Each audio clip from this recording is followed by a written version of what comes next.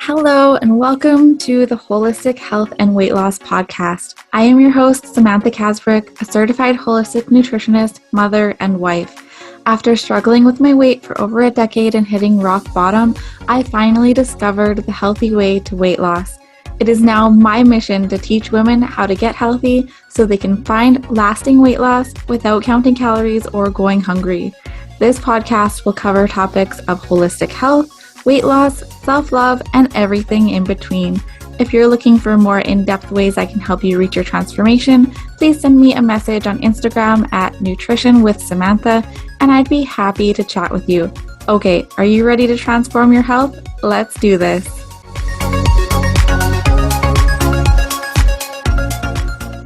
Hello there. Thank you again for tuning in to today's episode. I'm seriously so grateful that you're choosing to listen to me and my advice, and just, I can't express enough how grateful I am that you're here listening. So today I want to talk about stress eating, emotional eating, whatever you want to call it, and how to stop doing it. There's two things that are kind of at play when we talk about emotional eating. So there's eating because of the actual emotions, and then there's eating because of the habit of eating when you're feeling the emotions. I'm going to go more into both of these, but those are the main things I want to discuss in this episode. So I'll start with a bit about my story when it comes to emotional eating, because I just want you to know, if you are going through this, I totally relate. I have been there. And I mean, it's not perfect. Sometimes I still emotionally eat, but it's not nearly as often as it used to be. I would have to be in a pretty low mood and just not really caring in order to do it these days, which doesn't happen as often. But I mean, nobody's perfect, right? I'm not perfect. And I don't want you to view me as like this perfect holistic nutritionist who never makes mistakes, because that is so far from the truth. We are all human beings just trying our best, right? And even though I have a lot of knowledge and a lot of things that can help others, it doesn't mean that I can always 100% take care of myself in the way that I need to, right? I'm going to make mistakes. I'm going to stumble as well. I am a human being just like you are. Nobody's perfect. Okay. So my story with emotional eating. So I've always struggled a bit with it, but it really became prevalent when I was dealing with postpartum depression after my daughter was born. I ate my emotions for about 2 years. Like literally, like every day I would just eat my emotions because I didn't have any other ways of coping. I didn't know what to do with these big emotions. And I mean, there was a whole lot going on, right? Like we're talking deep depression here. So it's not even like some people just, when they're having a low mood, but this was like deep depression. So every day I was just eating the foods that I thought would make me feel better, which of course doesn't actually work. It actually makes things worse, which I'll talk about in a little bit here. So I went through that. And then even after that, I would go through moments of, if I was feeling particularly low or stressed out, I might order some donuts or pick up some fast food or buy a bag of chips, those like really comforting foods. Now, these days, I'm more likely to make like some homemade pasta, or, if I'm just craving that comfort food, because it's okay to have like comfort food, but just not to be completely reliant on it, and not to think that that's going to fix your mood, because it's not. And you can approach it in a healthier way. Like I just said, you can, cook a meal at home that's comforting, maybe make a sandwich, those like higher carb foods tend to be like the comforting foods, like bread and pasta, or like I'll make a rice bowl and with like cheese on it. And, these things are just, they can be comforting, but they're not going to make me feel better. But it's okay to have like those comfort foods in your life.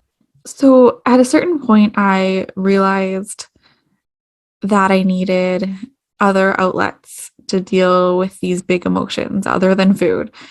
So for me, a big one was exercise. That's a big part of my journey. And just going to the gym and lifting heavy weights. It was just I mean, there's so much to that. It helped me feel confident and empowered, but it was a really great stress reliever, and it improved my mood in so many ways, but it was also like another outlet that I could do instead of eating my feelings, right? Some other things that I found helpful were just eating healthy in general, laughing, finding ways to laugh throughout my day, relaxing with a good book. Like that is just everything to me. Getting enough sleep. Sleep is so important. So important. It's a game changer for me. And having my morning routine. When my daughter was younger, I like when she was a baby, waking up to a screaming, crying child is the absolute worst way to wake up. Like think about what that does to your nervous system, right? And then you have to go running to their room and comfort them.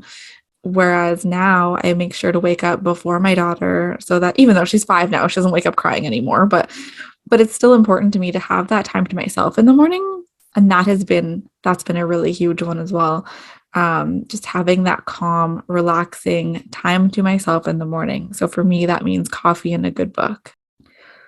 So once I found these ways to help cope with my emotions in other ways, to cope with my stress, to, really relieve stress in these other ways, and to prioritize myself in these ways, because that's a big one too, is just making time for yourself. And that's something that we don't do enough of, especially as moms. It's really hard for us to prioritize ourselves. And this is stuff I run into when I'm talking to prospective clients who sometimes don't end up signing up because they're not ready to start prioritizing their health and prioritizing themselves, which is so sad, even though I do totally understand. Because, like I said, as moms, it's really hard to do that. But anyway, once I started prioritizing myself in these ways, the stress eating, the emotional eating improved.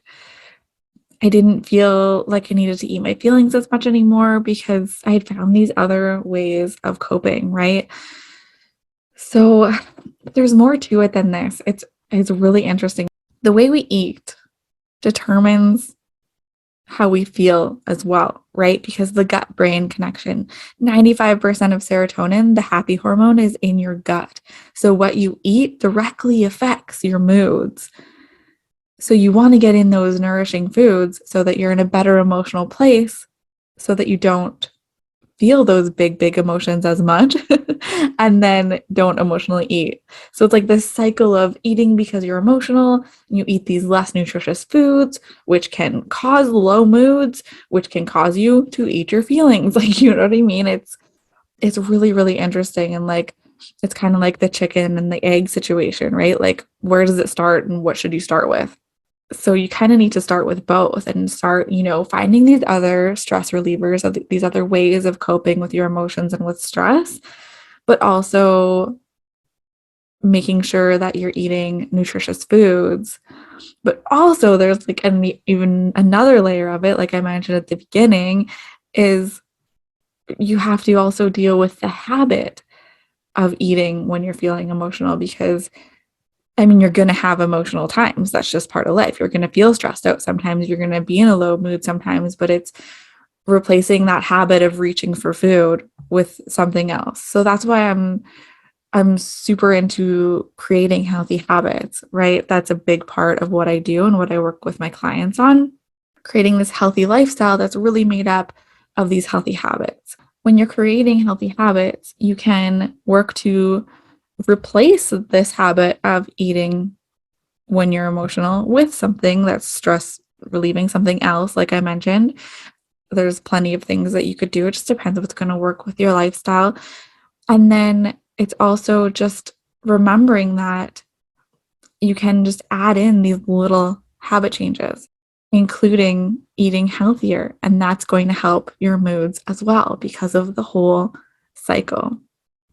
I want to remind you too that this is never going to be perfect. Like I said at the beginning, I mentioned it's not perfect in my journey. It's not perfect in my clients' journeys. It's never going to be perfect because we're human beings.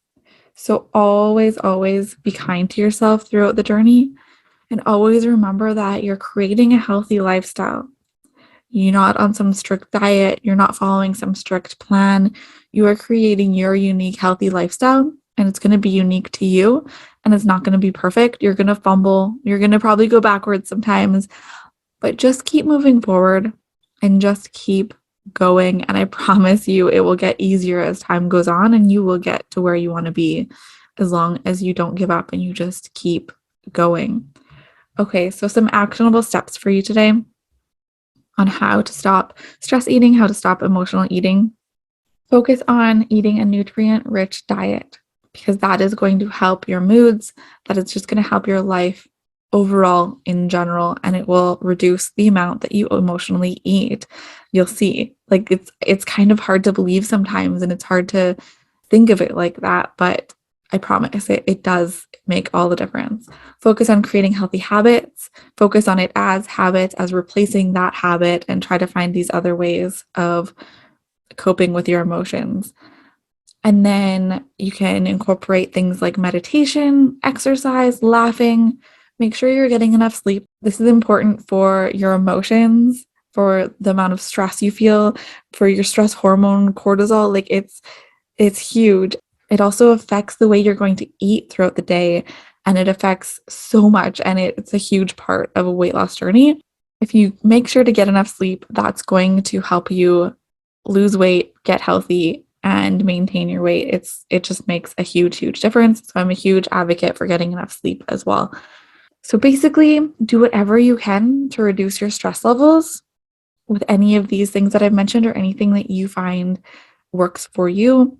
And just remembering to be kind to yourself, remembering that the more nutritious foods you give to yourself, the better you will feel, and the less likely you will be to emotionally eat in the first place. I hope that you can take something away from this episode and implement it into your life. And let me know, reach out to me on Instagram and let me know if you listened to this episode, if it helped you, if you do struggle with stress eating or emotional eating, or if you relate to my story at all. I would love to hear from you. And I would love to hear if this helped you and what you are going to do to help cope with your stress and emotions. Okay, thank you so much for listening. I will talk to you again next week.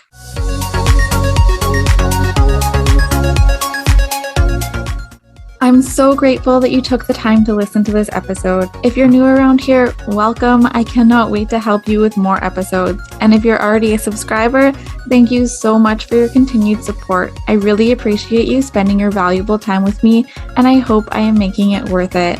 If you do find value in this podcast, please share it with others. And be sure to tune in next week for a brand new episode.